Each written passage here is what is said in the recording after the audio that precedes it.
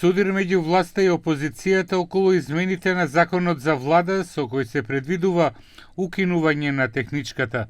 Европскиот фронт бара предлогот да се врати во процедура, имајќи предвид дека и при донесувањето на овој закон постоел политички консензус. Координаторката на пратеничката група на ДУИ, Рина Хајдари, изјави дека е потребен консензус меѓу двете најголеми етнички заедници во земјава по отворената дебата согласно деловникот на Собранието и законот за Комитетот за односи меѓу заедниците. Duke pasur parasysh se ky propozim ligj prek në mënyrë të drejtë për drejtë marrëdhëniet ndërmjet bashkësive dhe mund të ketë ndikim në përfaqësimin e tyre politik dhe institucional, është e domosdoshme që i njëjti të shqyrtohet në komitetin për marrëdhënie ndërmjet bashkësive si trup kompetent për këtë çështje. И од Алијанса за албанците на села велат дека власта во секоја инстанца се обидува насилно да направи измени што ги нарушува меѓуетничките баланси. Па затоа пратеничката Илире Даути вели дека нема да дозволат да се прекрши волјата на народот ниту во Собранието.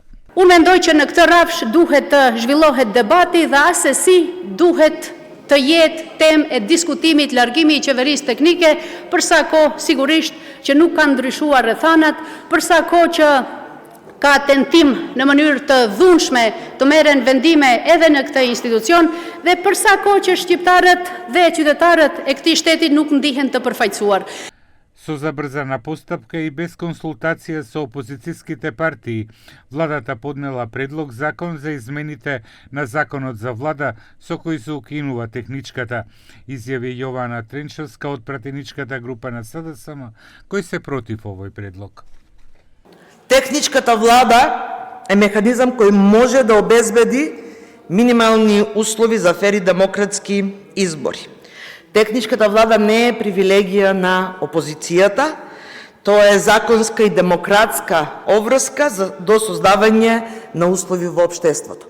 А всушност и целта на постоење на техничката влада е да биде мост преку кој што ќе се премине од заробена држава до демократска држава.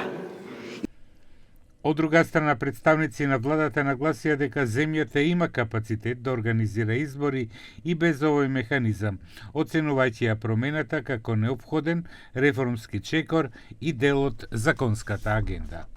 Ti nuk e kuptoj kundërshtin e BDI-s ndaj kësaj nisme. E para, heqja e qeverisë teknike do të vlej pas zgjedhjeve të ardhshme parlamentare, pa paredikuar se kush do të jetë pushtet e kush opozit. Është kaq e sigurt BDI që do të jetë edhe gjatë në opozit e prandaj kundërshton këtë nismë. E dita, kryetari I tij Ali Ahmeti u pajtua për heqjen e qeverisë teknike në takimin e fundit mes liderëve që ndodhi në janar. Dhe e treta, po kjo BDI kërkon heqjen e qeverisë teknike në vitin 2023. Министерот за администрација Горан Минчев изјави дека имало најмалку 3 координацијски средби со пратеничките групи и дека постапката е забрзана бидејќи се исцрпени 6 месеци и до крајот на годината треба да се направат многу законски измени.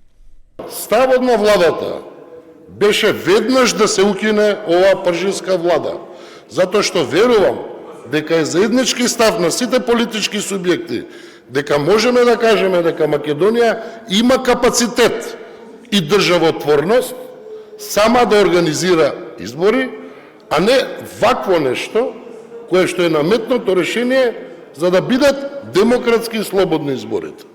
Е сега, сите барања, треба да знае македонската јавност, сите барања кои што ги пративте до мене, се во овој закон.